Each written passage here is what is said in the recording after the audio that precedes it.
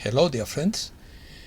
There seems to be a news blackout, but every now and then a news item comes out.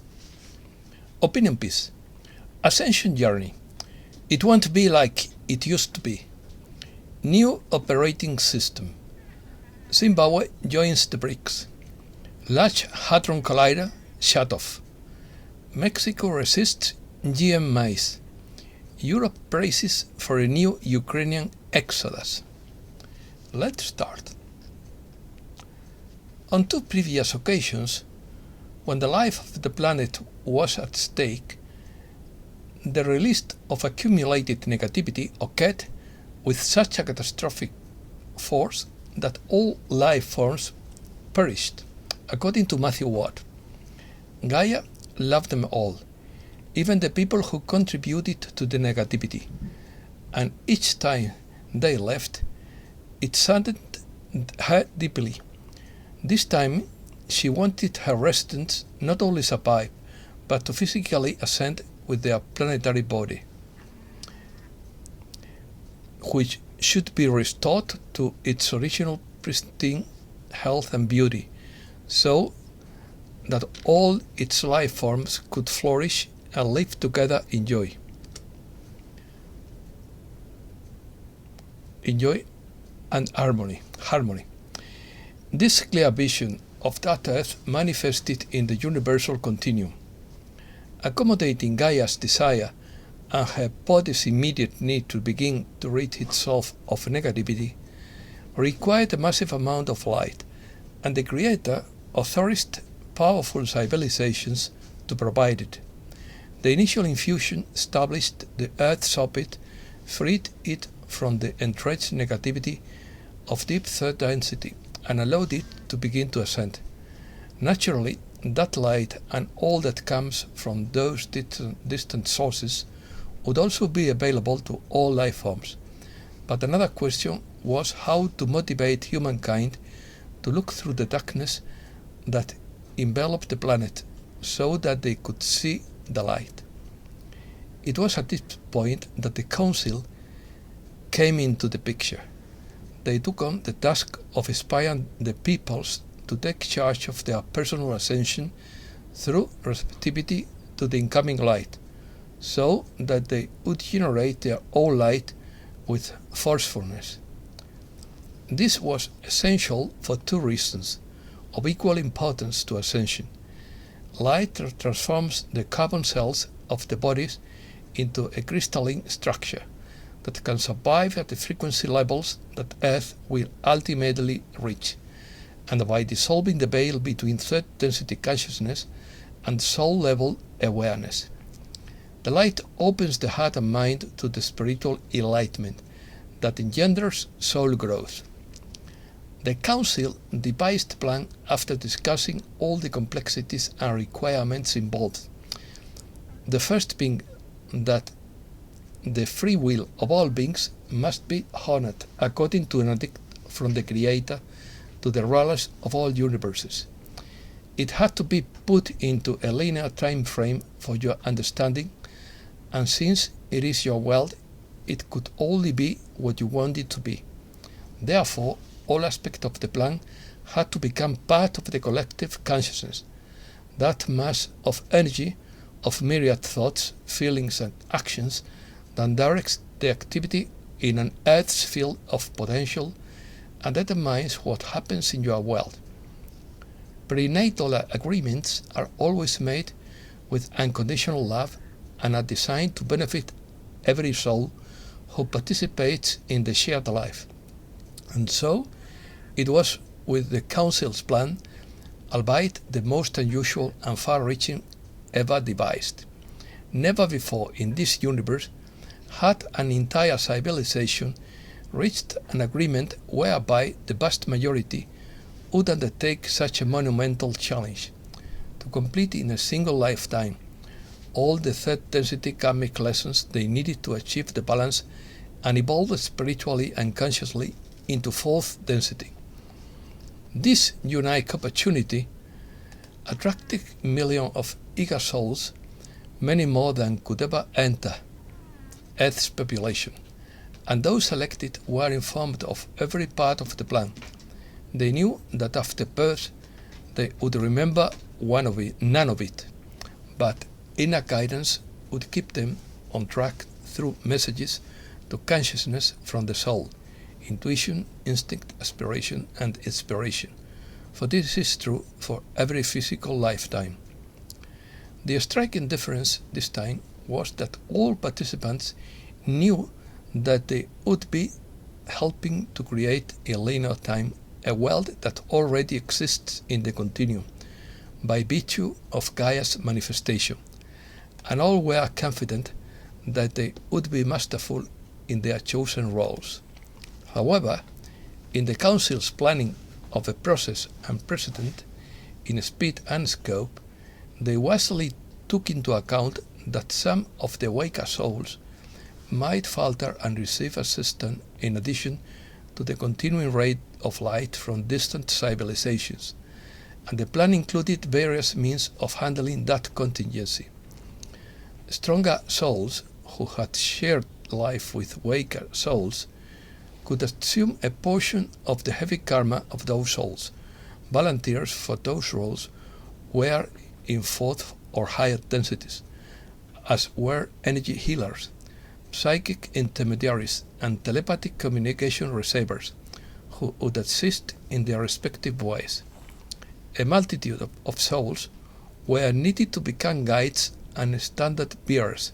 Some would intuitively know the truth of the information transmitted by messengers in the light and share it with all who were receptive.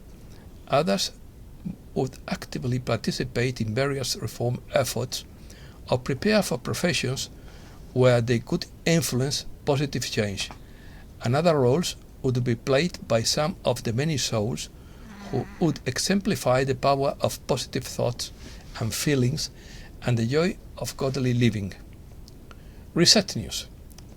The world's largest volcano erupts in Hawaii after nearly 4 decades of dormancy. Elon Musk announces he will release files on Twitter's suppression of free speech. Zimbabwe joins the BRICS. It will emerge as one of the richest countries when it happens. 9 countries buy oil with gold instead of dollars. The move is aimed at countering dwindling foreign exchange reserves by oil importers. New drop of the round letter. What is encoded in your DNA? Who put it there? Why? Humankind is repressed. We will no longer be repressed. Information is knowledge. Knowledge is power. Information is power. How do you protect your DNA? There is a war for your DNA. Protect your DNA. Ascension. Same-sex marriage points to the end of the world according to the Babylonian Talmud. Europe. The Large Hadron Collider is shut down ahead of schedule. The Netherlands will forcibly close 3,000 farms. Italy refuses to vote on the EC gas cap proposal and demands amendments. Heavy riots in Brussels after the Belgium-Morocco World Cup match. US and European Union on the brink of a new trade war. Europe prepares for a new Ukrainian exodus this winter. According to Benjamin Fulford, forces have taken the decision to occupy Switzerland to arrest top leaders. The target of the attack would be the Bank for International Settlements. Various UN agencies with extraterritorial powers and the huge complex of underground bases along the Swiss-Austrian border. In parallel, former Colonel Douglas MacGregor says the Ukrainian state would be finished off by a Russian force of 700,000 troops in the coming weeks after the ground freezes over. It is called General Winter. Americas. AMLO in quotes. We don't want GM corn for human consumption, and we are not going to allow it. Tamaulipas under fire. Violent day for the arrest of the leader of a criminal organization. Without gas and water, neighbors blockade the Vaca Muerta oil field in Argentina. The government of Argentina agrees with the oil companies on a monthly increase of 4% in prices. Argentina sends a delegation to the US to face the third review of its agreement with the IMF. Chilean police arrest 19 people in connection with the truckers' strike. Record abstention in Cuban municipal elections. China multiplies police presence due to protests. The Chinas are protesting the confinement more than most Westerners. Color revolution. A few weeks ago, the Western media went into overdrive promoting the anti-government protests in Iran. This is one of the psychological weapons used by the elites, their soft power tactic to try to overthrow governments they don't like. Over the weekend, the focus was on China, with the West trying to instigate a coup by hyping Beijing's blockades and calling for Xi Jinping's resignation. As usual, while the public watches these protests unfold, the Western media is always there to paint these protests with words of freedom of speech, human rights, etc. Messages. Message from Anne and the Angles. Have a genuine holiday season. As you move through your holiday season, breathe.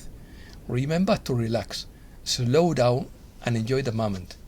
It is better to do less with more love than more with less love.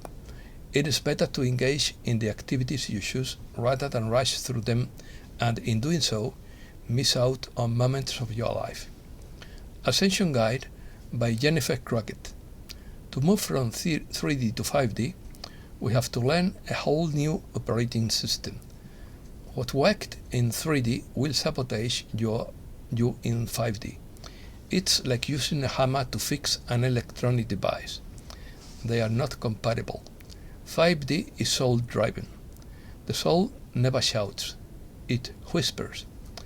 That's why it is so hard to hear, but it's not impossible.